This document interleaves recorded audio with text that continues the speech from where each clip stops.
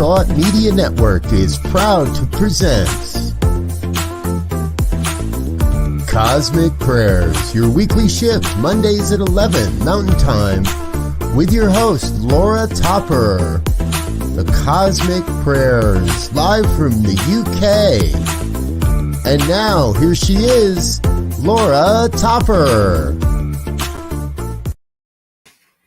Hi, and welcome to the Cosmic Prayer here on New Thought Media Network, this amazing network that brings you so much love and light and joy and knowing of truth. And today in the Cosmic Prayer, let's take a breath, because we have an amazing super guest. She is so inspirational. I love her. She's a colleague and a classmate of mine as well in ministerial education with the Florida campus. And yes, Vicky Jeter, and she's a licensed practitioner and author of a beautiful book, Call Me Victoria. And I'm just so excited for Vicky to be on the Cosmic Prayer right now, because I know that she has so much to share about her life and her knowing and her use of prayer.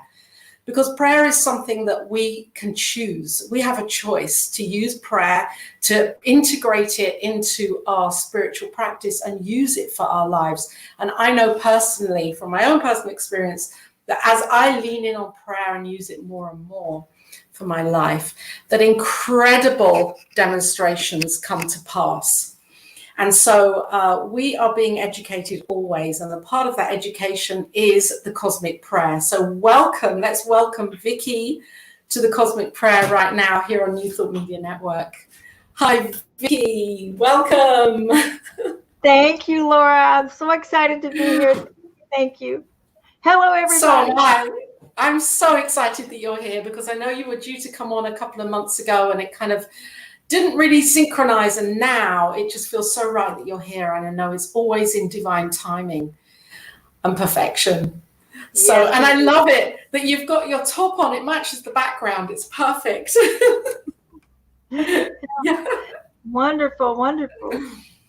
So Vicky, let's dive straight in here with prayer, because I know this is a topic and a practice that's close to your heart as well. Oh, yeah. And I'm just really interested to begin with is what does prayer mean for you?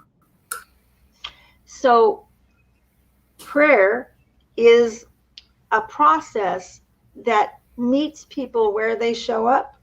So whatever we say about prayer here today is truth for those of us who are speaking it, but it's a principle that in practice moves through each person uniquely.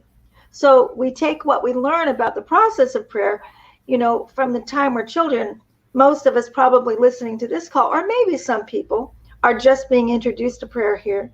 But even if you're just being introduced to prayer here for the first time, you have what you hear, but then you take what you hear and you filter it through your knowing, your experience. And when you try it on, it's going to have a different flavor for you than it does for me or for Laura or for Diego. And so that's one of the interesting things about it, is that there are things that are in common, so that when we say the word prayer, generally people have this idea, well, what do we mean by prayer? But then if you really get into the intimate experience, it's very, very personal. And that's one of the beautiful things about it. And so I love that. Go ahead. Yeah, I know there's a bit of a time different thing here, because I'm in the UK and you're in America, and that often through the airways here there's a few moments time catch up. But I love what you're saying and how you've started here with this intimacy. That we can build this intimate relationship with the divine, and prayer is that the roadmap, if you like, for that to take place. It's a roadmap of continuous communication. And so one of the things that's true for me, so that was an opening statement for everybody, but when you were asking, like, what does it mean to me? And one of the things that's true is it's possible to engage your process of prayer so consistently that your life can become a living prayer. And I learned that concept actually studying Mother Teresa, and because someone asked her, she has an autobiography that she wrote of herself. There's lots of books about Mother Teresa, but if you get the one that she wrote, she has a piece in there where she talks about, someone asked her, how much time do you spend in prayer with your girls? And she actually said she doesn't do that now.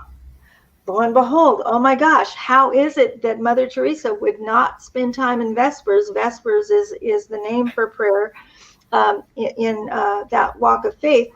And she said, I came to understand that in order to truly fulfill my work as a vessel of spirit, what I needed to do is so know that spirit is not going to miss through me. God is not going to miss through me. And I just need to know that my work is to ground myself in knowing that my every word, my every breath, my intention is a living prayer. And that's part of how she came to be able to be who she was. It got to the point, and she did not start out that way. I mean, she started out as a young Albanian woman who, she came here gifted. I'm not saying that. She did come here gifted. But oh my goodness, when she first started out, she needed to be in Mother Teresa's thing, being guided by, that Mother Teresa at the time. And so over time, she learned how by faith and by conviction and by setting the intention that she chose to live as a walking, talking prayer. And that's what happened. And that's how people then knew, you could feel it when she would walk into the room. Yeah.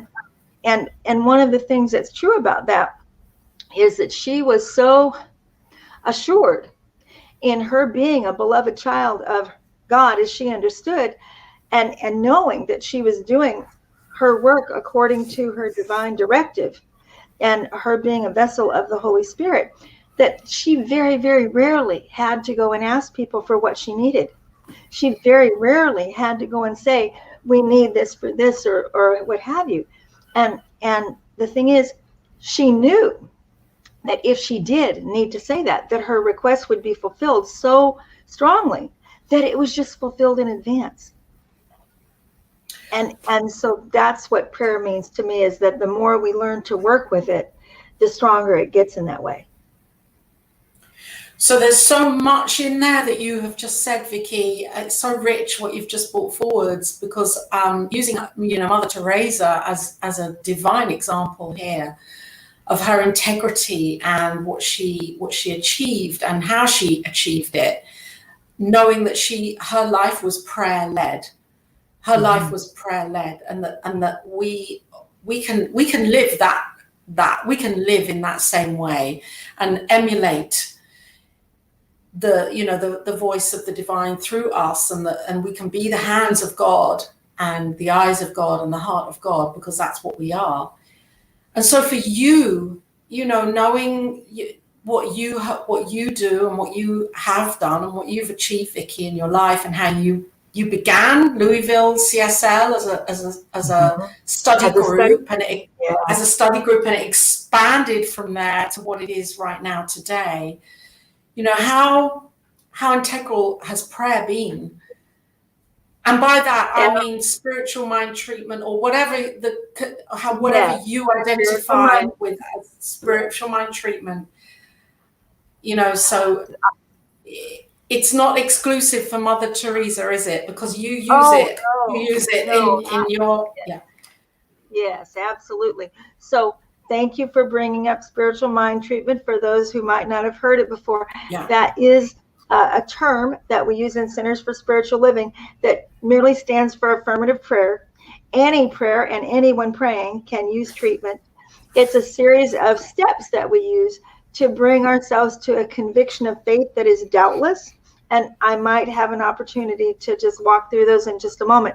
But to answer your question about the process of prayer in my life, and particularly using the center as an example, oh my goodness. So absolutely, I started out as a practitioner for Centers for Spiritual Living. A practitioner in Centers for Spiritual Living is like an assistant to the minister, and it's a step that a person takes on the way to becoming a minister. And Laura and I are both ministerial students right now, and so we start out as practitioners and then advance into higher education, like university level training for 2 or 3 more years to become ministers. So I was a practitioner in Spring, Texas, under a beautiful man named Reverend Dr. Jesse Jennings. And for those of you who read the Science Mind magazine, he's the one that writes the question and answer column at the back of the magazine every month.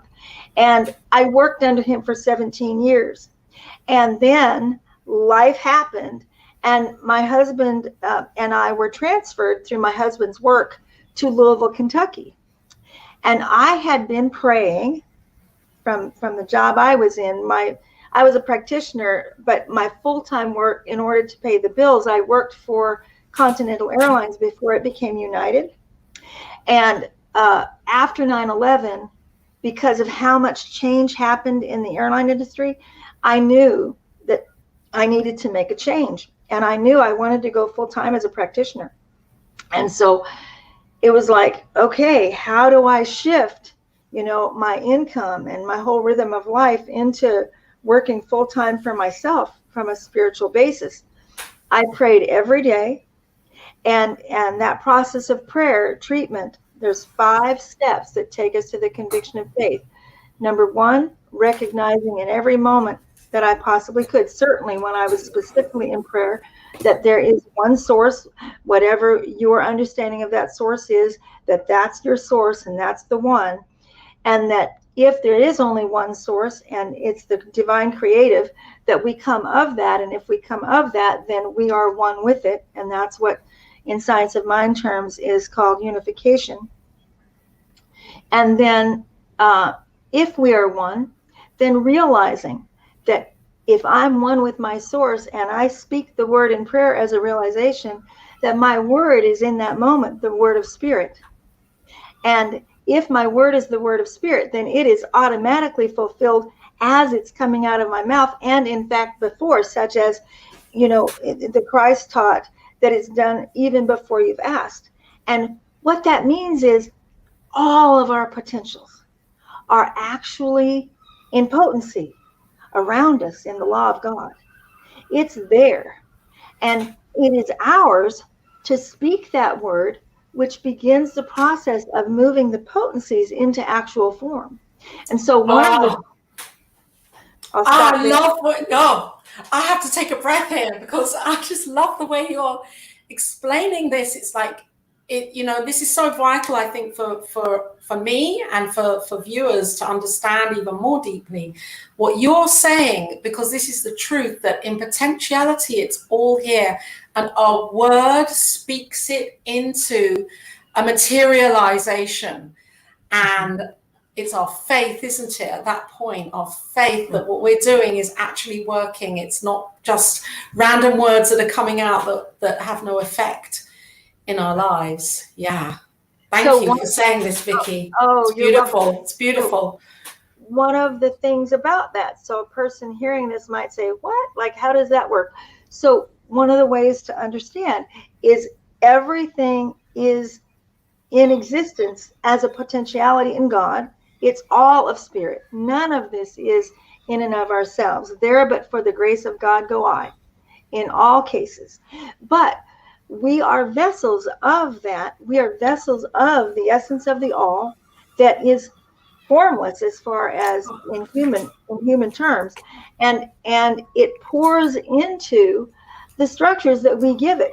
So when Scripture says the Word was made flesh, the way that the Science of Mind teaching explains that, like if you take a basic Science of Mind course, they're going to tell you that the thought and the articulation of the word is the container. Yes. It's the structure into which the essence pours. And so for those of you who might be cooks or have ever watched someone, say, bake a cake, okay, you have, if you think about cake batter or cookie dough, you have this amorphous, potentially endless potency that is cookie dough or cake batter. But can you take cake batter that doesn't have a container? And is it going to be a cake? Is it going to be something you can do it with? So you pour that potentiality into a container by speaking your word. And that's what becomes the prayer, this container. Yeah. Let's give us just a recognition here for our viewers that are listening here right now, to you, Vicky, and to the Cosmic Prayer. We have Joan of Angels who's tuning in. Hi, Joan. Lovely to be with you here. I know that you love the Cosmic Prayer and we love what you're doing. And Wayne, hi Wayne, it's great to be with you here on the Cosmic Prayer. There we go. Wayne comes out with amazing things that just like make me really kind of take my mind somewhere else. So thank you, Wayne, for being so present. And Vicky is explaining spiritual mind treatment. I love this. Carry on, Vicky. Thank you. And hi, everybody. So nice to meet you. So glad you could come today. And so if we think of it in that way, that when we speak our word, we're creating the container that we want to form of that. And that's really the place from which someone might think to be mindful of what's going on in your thoughts and how you express them, is because it's one thing to know you can move into like knowing that you're a living prayer, but on an unconscious level, spirit is always responding to that. You know, we're always working with the endless batter that's moving through our lives. And what are we forming with our words and our thoughts and our feelings? Okay. And for people who might not be, who might be hearing impaired or unable to speak as clearly, when we talk about the power of the spoken word, not to concern yourselves. Spirit knows when you have that efficacy of the word within yourself, it doesn't necessarily have to come out of your mouth. Mm-hmm. It can help to hear what you're saying in prayer, mm-hmm. and hear the feeling behind it. That matters. But when you have that conviction of your word within you, like, I don't know if you all might be aware, but one of our main mentors is the writer of our main scripture called The Science of Mind Text. And the man who wrote that book, Dr. Ernest Holmes, he certainly would pray out loud, but mm-hmm. his general mode of treatment was in silence. Yes. But he had that clarity of conviction. He knew that as he aligned his thoughts, his feelings, and the beliefs of his soul, that was going to be how he formed, you know, what he wanted to come into form. And so to kind of, that's the third step, just so we can follow through for people that are watching this, because we said there's 5 steps.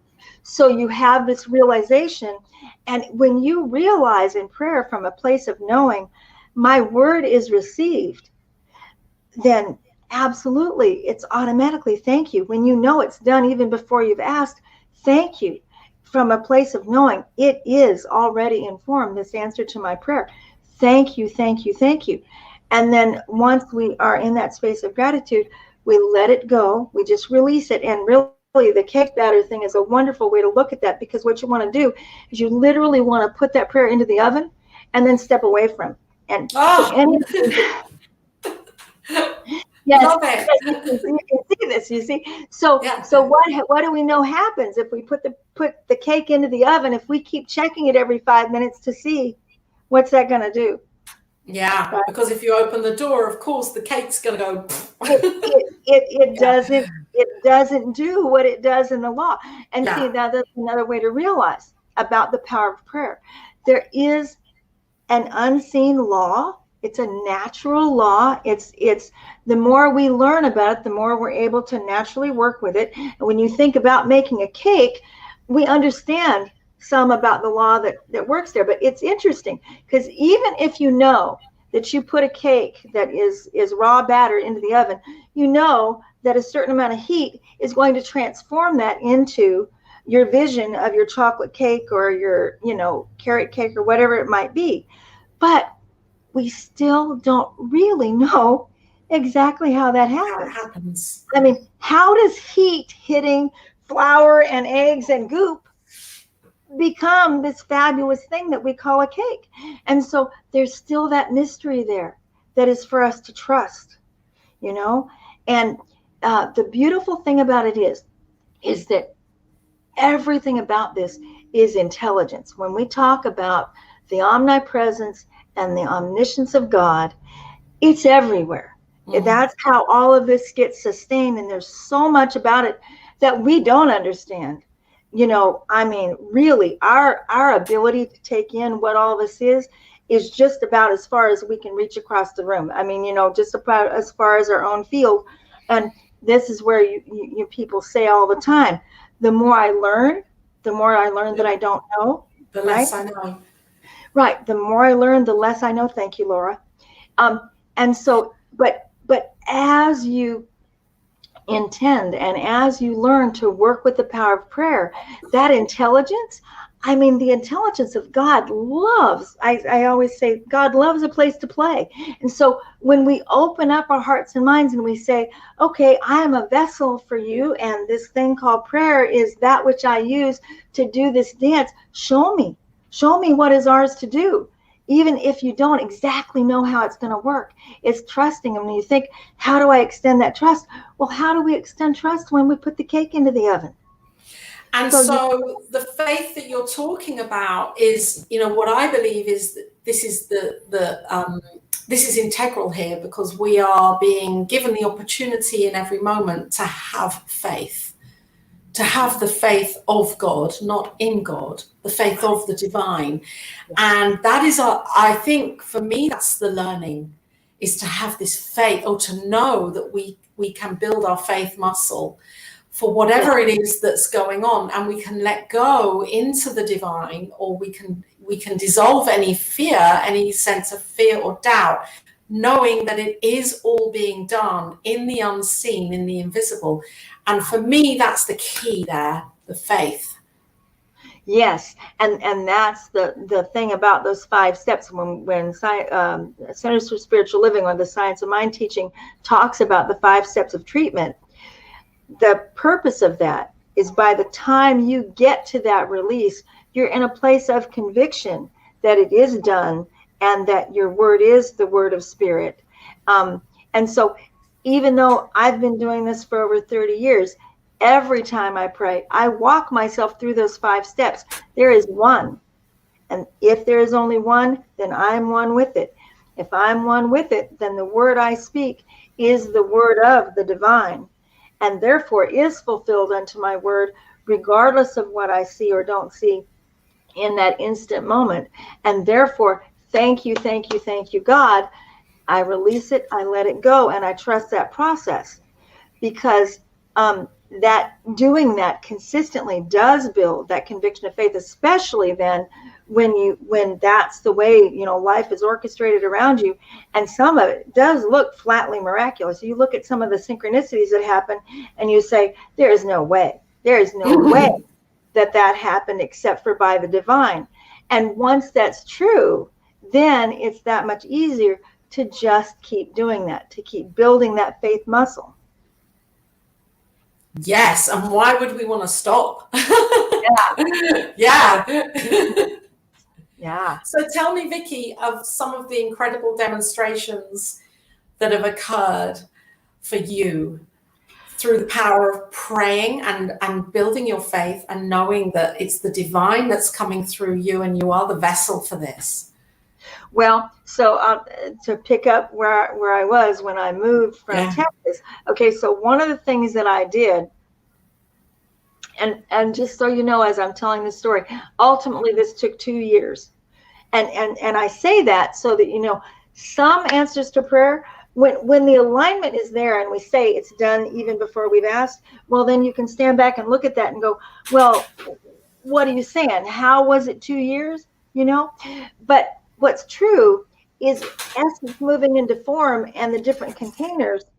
On a human level, sometimes a container takes a bit to actually be ready to stabilize, in the temporal world. And it's about trusting that process, such as if you say a person who would like to have a baby. Well, if a person wants to have a baby and it's going to be their baby and they're not adopting or something, it's going to take 9 months. It's going to take that time. So when I set this in motion, and I knew this was going to be a pretty big baby because I had a big shift to make from where I was to where I wanted to be. Okay, I had no idea about Kentucky at that time. No idea. And this is what I want, the part of my story that is pretty incredible, is I knew that what I needed to do is I needed to pattern within myself, what's it going to feel like to be a practitioner full time? So I arranged that. I arranged like 3 solid days where that would be all I was doing. And by the end of that 3rd day, I drove away from this last appointment I had. I had my hands on the wheel like this. I said, that's it. I'm a practitioner full time. And I actually heard inside my intuition, will you trust me no matter what it looks like? And I was so excited. I didn't even know where that came from. It was like, wow. But I just said yes. And what happened, like 5 months later, that's when my husband's job completely changed. And I won't go into the details of that, but it was it was not expected. I mean, it was a railroading in his human experience. And see, that's how I knew that when I heard that, will you trust me no matter what? The reason for that is, if someone had said to me on a human level, this is what it's going to take for this to happen right now, I would have said no. I would not have said that I'm up for this happening in my husband's life. Okay, because it was a grieving process for him. But here we go. So, wow. And the thing is, the energy behind this was so potent, and I had been praying for the 2 years. So by that time, the alignment was really strong. We had 5 days. He got a call. My husband got a call from the person who was his boss, and his boss had already been transferred up here. And his boss said, Vernon, I've got your job. I told him we're not going to interview any other people. I told him I have the guy, but you have to promise me that if he moves up here, that it's going to be his job. And they said if he can be here in 5 days. And so my husband said, they said I can have this job in Kentucky if I can be there in 5 days. And that means I had to be ready to release my job at the airline. I had to sell my house. It was a total transformation. And not to belabor the point, it worked out beautifully. I texted, of all things, I texted the manager that worked at my husband's kind of level. And I said, I know you guys don't normally tell people this in advance, but I need to know if there's going to be an early out retirement, because I did not want to leave my job with the airline. If I had just quit, I would have lost my flight benefits. But I said, this is what's happening. I know you guys must be aware of what's happening at my husband's job, because it was a big deal in Houston at the time. And he did. He got back to me within 3 hours on his BlackBerry. And he said, go for it, because the early out is coming in 6 weeks. And I could trust him. I said, oh my gosh. And I called my husband up. I said, Vernon, we are going to Louisville. And that was it.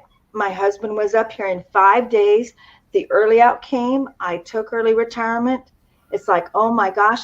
And so here I am.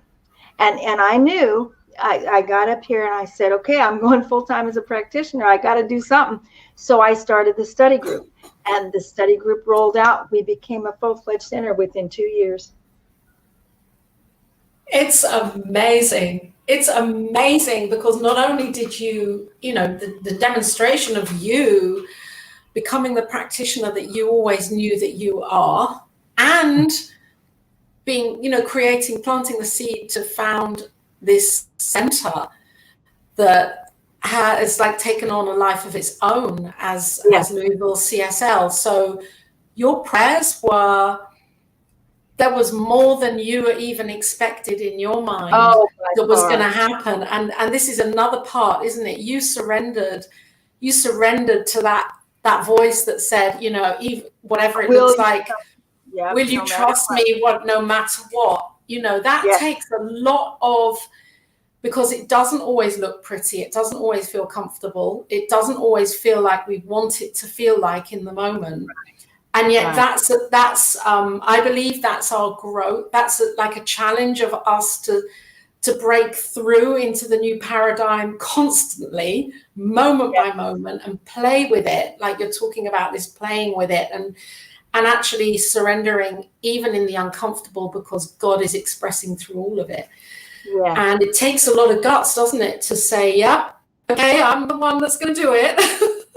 It does. Yeah. One of the things, though, as you do this, one of the things that happens when things are on a roll is, I think most people have probably heard of synchronicity. Watch your synchronicities. Yeah. And when the synchronicities happen, lean into them. We talk to our synchronicities literally when we see a synchronicity, and this is actually comes from the teaching of Deepak Chopra, but it's one of the things that can really help through those really hard times, because when all that crazy stuff was happening, synchronicities were popping like this, and my husband and I would say, there's no way, there's this many synchronicities happening. We just have to keep saying yes. So watch your synchronicities, and when they happen, they're like teaching you. So just acknowledge them. I see you, and I see this is extraordinary. So show me more. Show me more. And the synchronicities will help you to have that faith when it really, really gets hard. As we didn't know about Louisville. We didn't know who or what was here. You know, we just knew this is an opportunity. Certainly his boss was here and he was going to help us, you know. And so I said to my husband, he said, I don't know if I have the courage to do this. I said, Vernon, do you want that job? Do you want to work with Andy again? Do you want to rebuild a team for a theme park? This is for Six Flags theme parks at the time. He said, yes. I said, then grab the brass ring and just hang on and go. And he did. And that's then how we got here. So that's what I have to say about that. There could be we could do a whole thing on synchronicity. We could. It would be an amazing, come back. I'd love you to come back, and we could do a cosmic prayer on synchronicity. Yes, because I have so much to share on synchronicity. Yeah, I'm going to do that right now, because I want to hear as much as possible from you, because you are, what you're offering and what you're sharing is so rich and so inspiring. For anyone that's watching right now, you're here on New Thought Media Network, which is such a cool network. And the Cosmic Prayer is, yes, thank you, Diego. There's the link. If you feel like leaving your love offering to the network, then support this exciting and thriving and expanding ministry that is providing so much for so many people around the world here on New Thought Media Network. And Diego, thank you to Diego, who's our producer today, keeping the show going and looking its best and putting all the links up. Thank you, Diego. And we're here with Vicky Jeter, who is a licensed practitioner and sister minister in education, and nearly there with. I'm so excited because she's here sharing her whole take on prayer. Wow. Yes. And Vicky, like that one word, it's like we could talk for days with you. Thank you. Beautiful. I'm wondering, go ahead. You have something to share, don't you? Right now, you brought something with you. Yes, this might be a nice little bridging time. So I have a poem to share, and this will kind of give you guys even more of a back there drop. Before I had come this far with I was a prayerful person. I was already even a practitioner, but this is a poem that I wrote that is called A Conversation with God, and the flavor of it will give you more of a feel where I was starting from. And so I'll read the poem, and maybe we can talk a little bit more about there. So I'll read also there's a little introduction here that describes where I was at the time I wrote the poem. During my practitioner studies, I began to experience that I really could co-create with spirit. Through me, any quality of life I could imagine. As this actually began to happen, perhaps my biggest surprise was the intensity of my feelings of survival guilt, which is to say, how can my life be this good when it might not be looking that good for the people around me? Simply put, survival guilt is woven into the fabric of addictive families or families that are having other kinds of struggles that aren't as functional in emotional enmeshment that feels like I can only be happy if you are happy. That's where I was coming from when I wrote this poem. A conversation with God. I met my God for lunch today. He said, "Your dreams are at hand. Why have you not embraced them? I have come here to understand." I said, "This image in my mind's eye is beheld near and dear. Yet within crevasses of my heart, 'tis not so crystal clear. For when I emboldened take the plunge and realize my dreams, familiar yarns shall come unspun, my heritage lost to ancient streams of staunch and never-ending doubts on which I am born and bred. Alas, I am as yet unfit to hear such farewells be said." Well, God sat back and had a chuckle, and then long he smiled at me. "Oh," he said, "my beloved child, however shall you come to see that the unraveling is intrinsic to the plan? It is all of grand design. When all originates in me, no less can ever be thine. So the comfort zone comes and the comfort zone goes. There are twists in every turn. Yet if in me you will trust and jump, pearls of wisdom shall you learn, that once a love has come to be, 'tis beheld for all eternity within the palace box of secrets, and the dream is the golden key." Vicky, thank you. Thank you. That is such a reminder of that, for patience in all of this, for having patience and for knowing that, having that faith in the unraveling, and the dream is the golden key. It's like, why is it, do you think, that for many of us that we lose patience, or we get distracted, or think that it isn't happening, and then give up on our dreams? I hear that, and for me, it's like, no, we need to have that faith that it's happening in the unseen. But it is that temptation that is there always to give up when we don't see it happening. So the distinction in what you just said is the unseen. Yeah. In my experience, what can draw us away from staying in touch with being able to hang in there for the long haul is when our perspective gets flipped, and we're looking as though life is happening from the inside out, and that is really a pivotal key to almost everything about living as a spiritual being in a human experience. Because anytime we get caught up in thinking that it's the external world that is causative, then we're away from that unseen. Just as you had just said, what causes us to lose track of the unseen.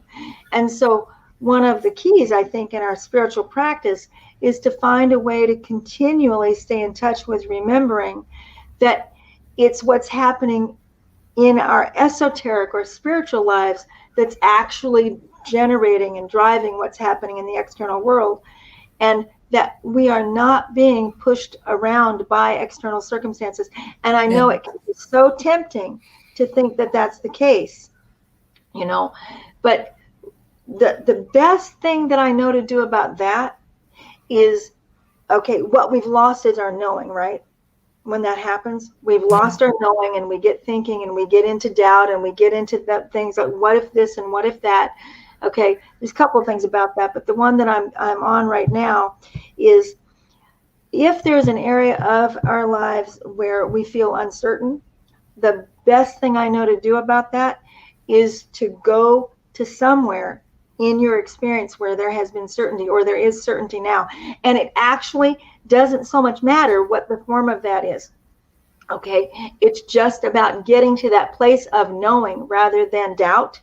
And so most of us, even if it's the simplest thing, even if you think, oh, well, that's no big deal, so what's the thing about that? No.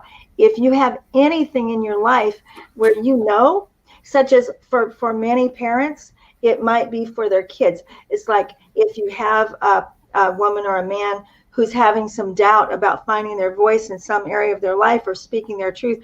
And then you say, now, if this was happening to your child, how hard would it be to find your voice and advocate for them? And most parents will stand up like that. Oh, no, that's not happening for my kid. I would be, and so you find that place of conviction and you go there.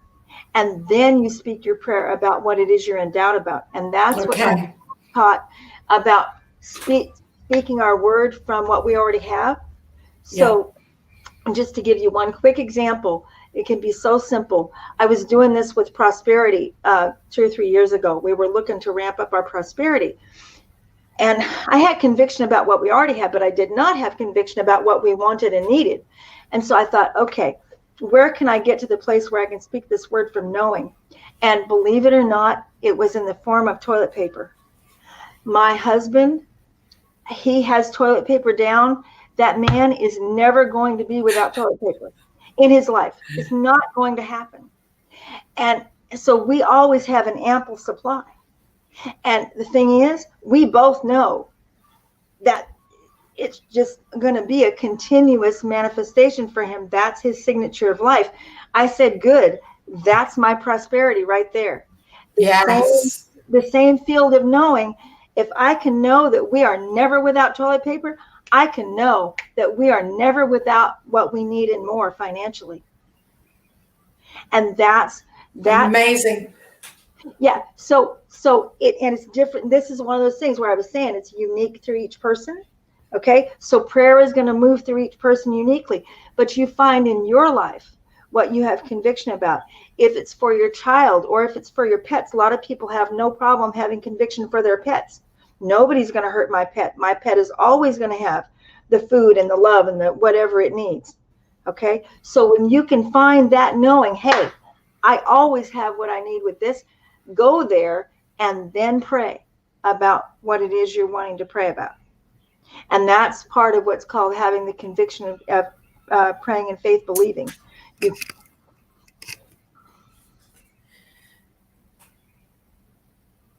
Amazing. You've just kind of nailed it. Because to say that, and it's so true, you know, those when for me it's the same thing, having that conviction in what is already here and what has already demonstrated for my life, and the things that I would see as miracles or the synchronicities that I can't believe in my heart of how has that happened, and yet it has. And when I lean into those and remind myself of those things, that's what gives me the conviction. I mean, that for me, it's like, oh my gosh, and that happened. Remember, Laura, that happened. How did that happen? I didn't manipulate that. I knew in my prayer, that's what I was praying on, and that's what I was, treating for, and it happened. And I think you're so right. When we can go back to something that we feel that has been demonstrated already, right? There's no question of it then, is there? There's no question of it. And you just transfer that feeling and plug it right in the next thing. Right. Beautiful. Exactly. It's beautiful. I can see how you are an amazing practitioner. I mean, for anybody that wants to reach out to you, Vicky, what's the best way that they can reach out to you for your practitioner and life coaching services? Well, thank you so much. So my email is Vicky, that's VICKY, B as in boy, and then J as in Jack, ETER, Vicky B. Jeter @gmail.com is the simplest one to use. I do have one through my CSL center as well, but it's more direct in this particular case just to use my personal one. There you go. Thank you, Diego. Thank you. That's like an immediate demonstration. You speak. There we go. That's right before you. Diego, just. And of course, you're on Facebook as well. Yes. So people can reach out to you, Vicky Jeter on Facebook. Yes. And you have written a book as well called Call Me Victoria, which I would love. Oh, thank you, Diego, for putting that up. I love the illustration. It's Yes. beautiful. And so if you look me up on Facebook, you'll see the banner where we have the Call Me Victoria banner on my Facebook page. That way you'll absolutely know you have the right Vicky Jeter. Thank you so much. That picture there is actually also another demonstration, but that's a whole nother story. So Yeah. might get into that one. But it's been such a pleasure. I have no idea, what happens now. So your book is a series of poems. Not just poems. It is poems, stories, and articles, and they can be read individually or in sequence. But it is actually autobiographical. It's the story of my moving through. I was born with spastic cerebral palsy, and I'm on track to transform that. And so my book is from the beginning of my disability happened during birth, gestation and birth. And I have a whole nother thing that I do that's around how we come into being here, the journey, conception through gestation and birth. And so the book starts there.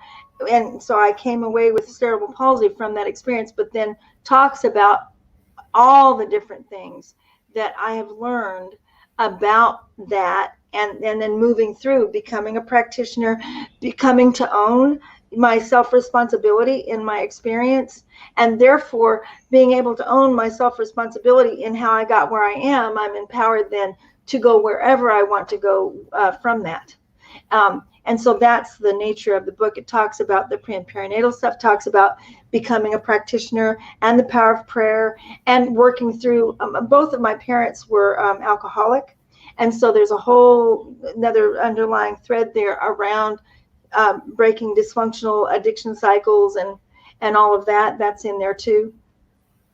So this is really interesting. If we can just talk about this for a few minutes, because you've just opened up, more that I think is really relevant. I mean, I know is really relevant. And so for a start, prayer, how has prayer come to the forefront of your life for your physical transformation that I know you're working on right now? How does prayer and if you could just shine some light on that. I mean, I would mind. Yes, I would be delighted to, and thank you for asking. Oh my goodness. Yeah, because I'm sure there are people who may be watching on to whatever level that health may not be as optimal as they, would like it to be. And I know for you, it's an adventure of unfolding. Yes. Where you're really embracing this and using spiritual practice as a part of this process to transform your life. So, yes, indeed. I think the thing that I'd like to start with from that is when I learned that I had spastic cerebral palsy on my first birthday. And at that time, they didn't know. This was in 1962, and a whole lot more is known about it now than was, but cerebral palsy is a wide umbrella. So of what I mean by that, you can have a lot of different range, from mild to severe cerebral palsy. So when I was born on my first birthday, October 15th of 1962, or that was the day I was born, so October of 1963, they couldn't tell my parents if I would walk. They didn't know for certain that I would talk. They didn't know what all would be affected. And so it was really an adventure for my parents.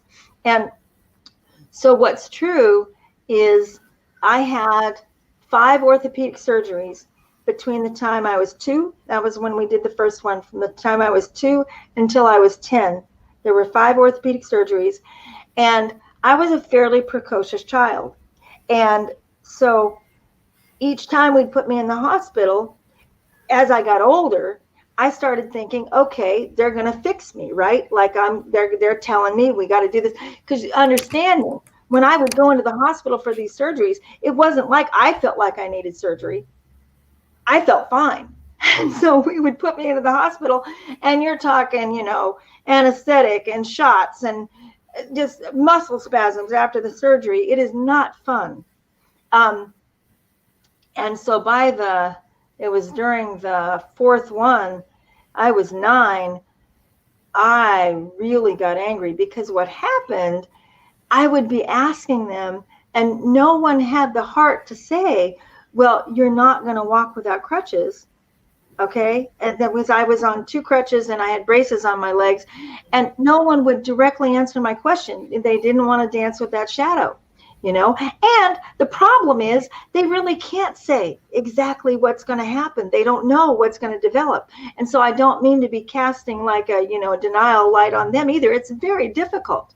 And so, but no one would tell me. But certainly from my perspective, I'm sitting here thinking the surgery is supposed to fix me. Well, that's not going to happen. I figured that out on my own when I was 9 in the hospital with this surgery. I was livid. And it was one of my more difficult surgeries. They were doing a bone graft on my ankle, where they took a bone from my thigh and put it in my ankle to make my foot stay straight. And it was very painful, and there was a lot of muscle spasms. And after the surgery, on the 3rd day, I hit the elevator floor. And I was crying. I was like this, tears streaming down my face. And I said, you are dirty, mean, and rotten, uncaring, unforgiving, and incredibly selfish. I said, if you can't find a way to tell me what is happening here, then we're done. I said, that's it. It wasn't about whether I believed in God. I knew, and so I was incredulous. I was like, fine, so you're a God. So what is the deal? This is not working for me. Okay. And so then that took everything I had. I went to sleep. When that was going on, my mother and my grandmother were both there. And after it was over, when I woke up, my mother and my grandmother were gone. And there was a priest and 2 nuns standing at the foot of my bed. And they weren't saying anything. And you have to understand, like, I'm waking up from a really deep sleep because I had so exhausted myself. And I could just see these people at the foot of my bed. And as soon as it registered, because I'm not Catholic, but certainly I had seen clergy in the hospital before, but never 3 together. There were 3. And I said, I'm thinking, uh-oh. The only thing I think my grandmother went and said to somebody's got, I think I was thinking she must have gone and told somebody that I just renounced God, we were that kind of faithful people, but I could see why they would be worried. And so there they were. And they told me that, because they could see I was worried, and they asked me what is the deal.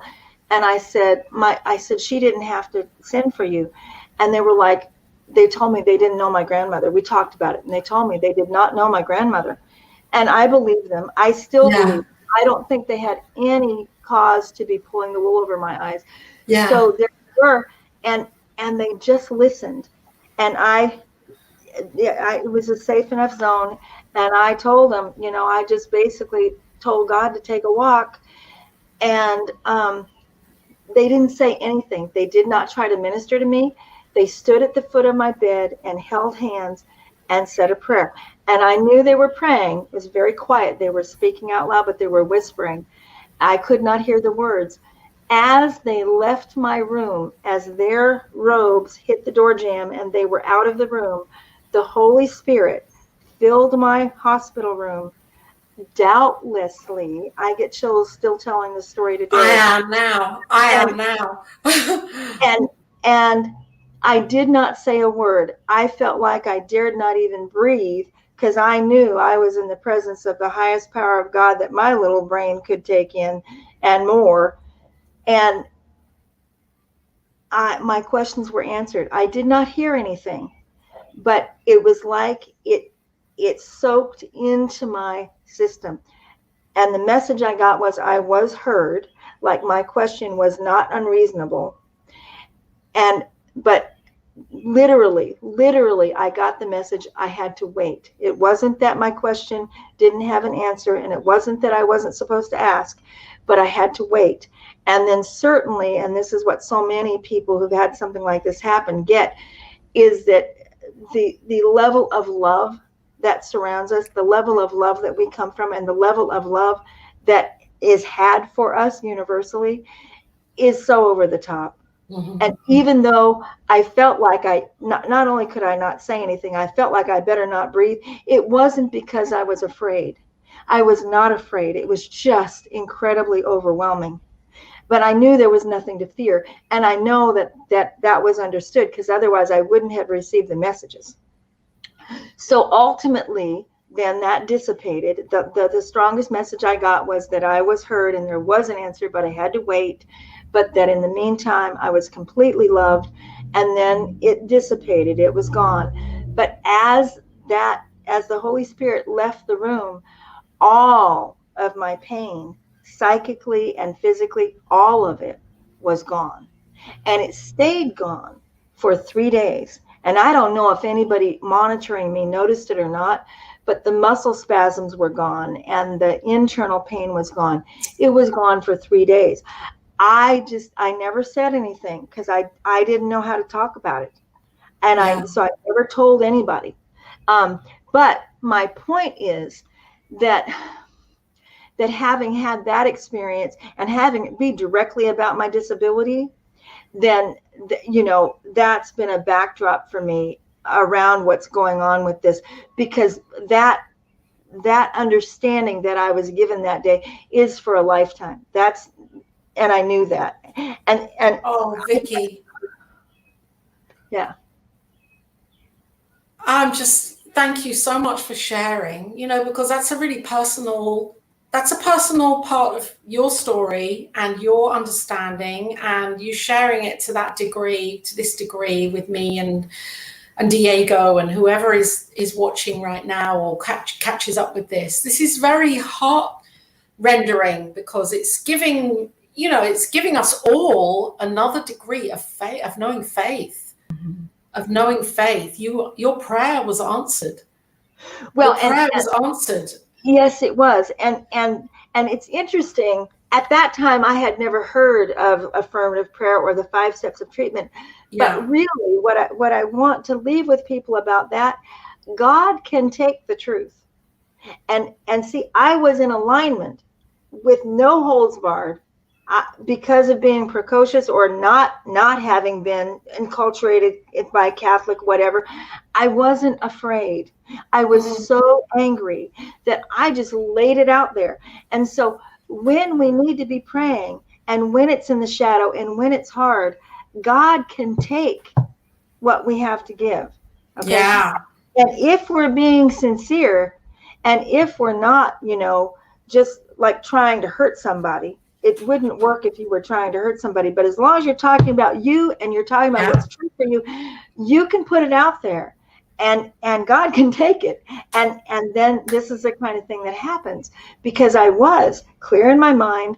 I had my whole heart behind it and everything I believed. Because like I said, I wasn't saying I don't know whether I believe in you. I was like, yeah, I believe in you. And what is the problem here? You're God. So get it together. Thank you for saying that, because it's our authenticity that matters here, isn't it? Because that's the conviction. Right. We can't pretend it's all hearts and flowers and, love hearts and just feel good if that's not what we're feeling, if that's not what is happening.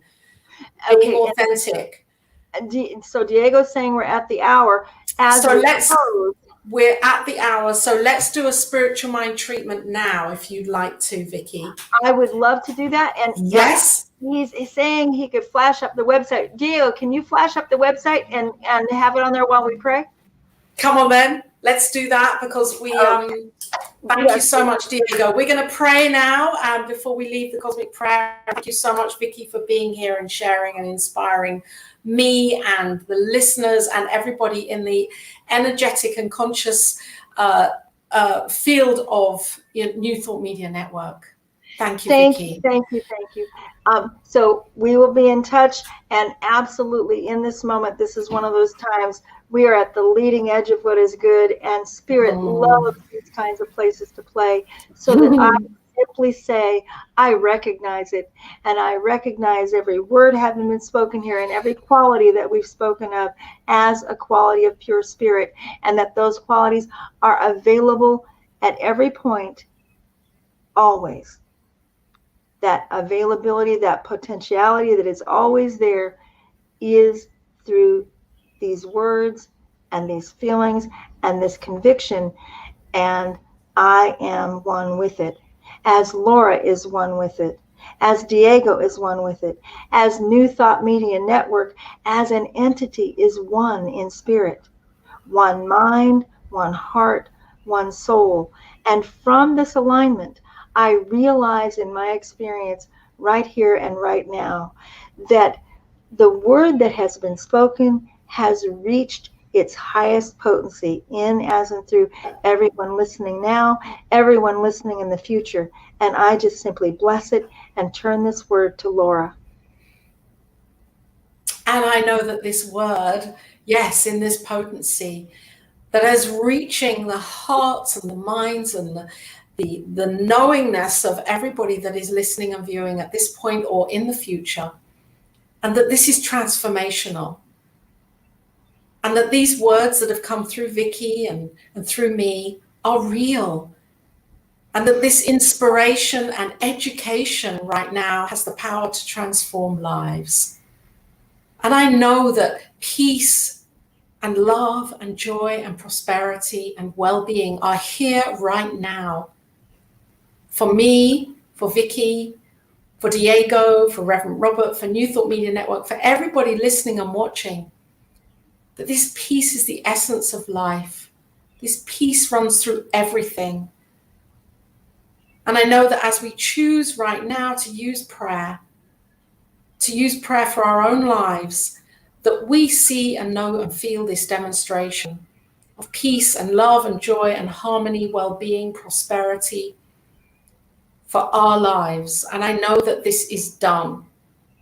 And so as I know that this is done, I give gratitude. I give thanks for the demonstration. I give thanks for the communication here, for the technology, for Vicky, for being here, for showing up and shining through and sharing so deeply, so authentically to inspire each of us. And with that gratitude, I let go, knowing that this is done, knowing that this peace and love and joy are here right now. I can feel this. And I'm grateful. So I hand this over and let the divine do its thing as it does. And so it is. And so it is. And so it is. Yes. Thank you, Vicky. Thank you for being here. Thank you. And for anybody that would like to connect with Vicky, then I absolutely, just go for it. Connect with Vicky here on Facebook or through her website. There we go, vickybjeter@gmail.com. That's the way to connect with Vicky. And you can find out more about what she does and how she can serve you and help you with your own life, with practitioner work or whatever it is you would like to connect with her for. And if you also love New Thought Media Network, then there is a link here where a love offering, if that's in your heart, to consciously give to this thriving and beautiful ministry that is on a mission to serve the world with more and more broadcasts and programs like this from presenters that are showing up and shining their light in such amazing ways, then the link is here in the description, and that goes straight into the New Thought Media Network ministry foundation. So thank you again, Vicky, for being here. Thank you, Laura. And it is very exciting. New Thought Media Network is changing the world. Oh, and it so, rocks. Yes, you guys are wonderful, and just blessings be. Thank you, Vicky, and thank you to everybody. Until next time. Until next time. Bye. Thank you for listening to Cosmic Prayer, your weekly shift with Laura Topper on the New Thought Media Network. If you've enjoyed this programming, please tell a friend and join us again next week for Cosmic Prayer, your weekly shift with Laura Topper.